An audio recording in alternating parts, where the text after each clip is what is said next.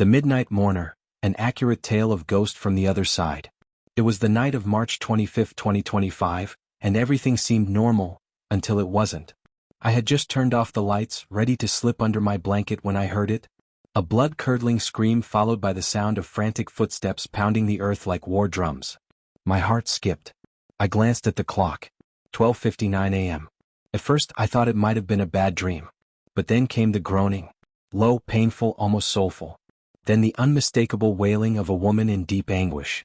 I rushed to my window.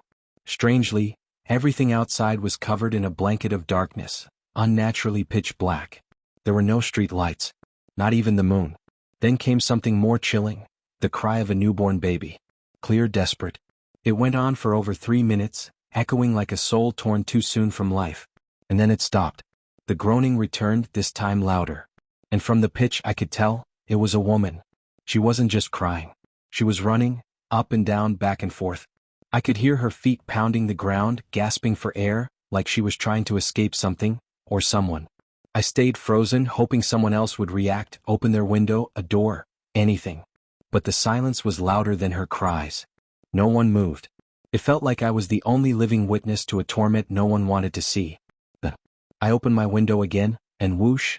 A cold gust of wind slammed into my room, almost pushing me back. The air turned heavy like something entered with it. I sat back on my bed, clutching the covers like they were armor. My chest tightened. My hands trembled. I knew right there, it wasn't ordinary. I must have passed out because the next thing I knew, someone was banging on my door. It was morning, but the terror hadn't ended. My neighbor Jason stood at the door, his face pale with fear. "It's the next compound," he whispered, pointing, and I instantly knew. The woman next door, 8 months pregnant, had died last night after a complicated delivery. Her newborn had died shortly after. But the screams, the baby's cries, I had heard them long after their deaths. As the mourners gathered, I heard the footsteps again. Fast, uneven. I turned and my heart nearly stopped. She was there. Blood-soaked gown. Hair wild. Eyes hollow. Her feet were bare, leaving wet footprints that faded with every step. She slammed the iron door, screaming into the void. She ran towards the backyard. I followed her gaze and then, our eyes locked. Her face twisted, not just in sorrow but in disbelief. She realized I could see her. Her lips quivered and a low guttural sound escaped her throat. She reached out, trembling, but then recoiled. Her face showed confusion, anger, and an aching plea for help. That night she came again. This time into my room. My lights flickered. The walls groaned. And then, she spoke. Not in words, but through visions. I saw the hospital room. The nurse's negligence. The doctor's delay. The baby strangled by the umbilical cord as the mother screamed, alone. Forgotten. Her cries ignored until she passed into darkness, vengeful and grieving. She wasn't haunting her family. No. She was haunting the silence. The indifference. The negligence that cost her and her baby their lives. She needed justice, or remembrance. Anything but being forgotten. I also realized that it wasn't medical negligence alone. No. Something darker lurked beneath the surface of that night. It was supernatural, an invisible force summoned to strike. She had been carrying the long-awaited heir of the Johnson family. Her unborn son, destined to inherit their legacy as stated in their grandfather's will. But not everyone in the family rejoiced at the news. Her stepmother-in-law, a cold, calculating woman with a heart hardened by jealousy and greed, feared losing control. So she acted, summoning something ancient. Something merciless. The moment of delivery became a death sentence. As the doctors scrambled, they didn't realize they weren't just losing a mother, they were being overpowered by something unholy. The baby struggled. The mother screamed. No prayer, no skill could reverse what had already been set in motion. And when her soul left her body, it didn't rest, it lingered. Watching. Waiting. Seeking answers.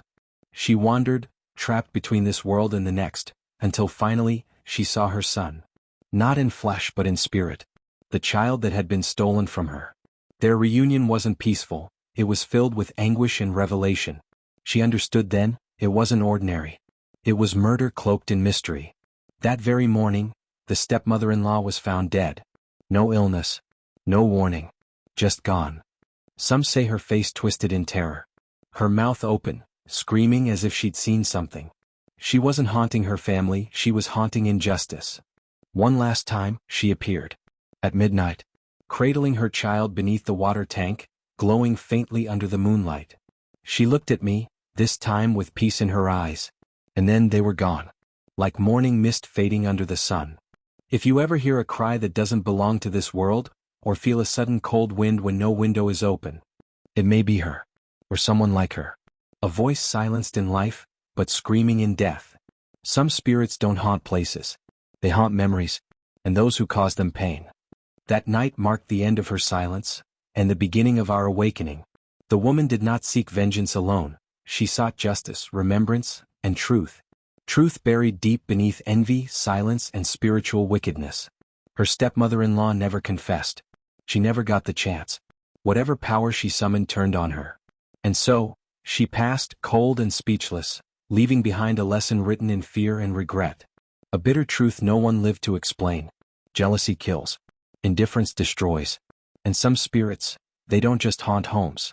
They haunt legacies. So if your heart is clean, sleep easy. But if you've buried secrets in the dark, just know, the dead see more than the living. What do you believe happened that night? Was it vengeance? Justice? Or a soul simply reaching for peace? Drop your thoughts in the comments. Have you ever heard a cry at midnight, and ignored it? Like, share, and subscribe to True Crime, Mysteries and Love Scam, where truth and terror often wear the same face. Until next time, keep your lights on, and your soul clean.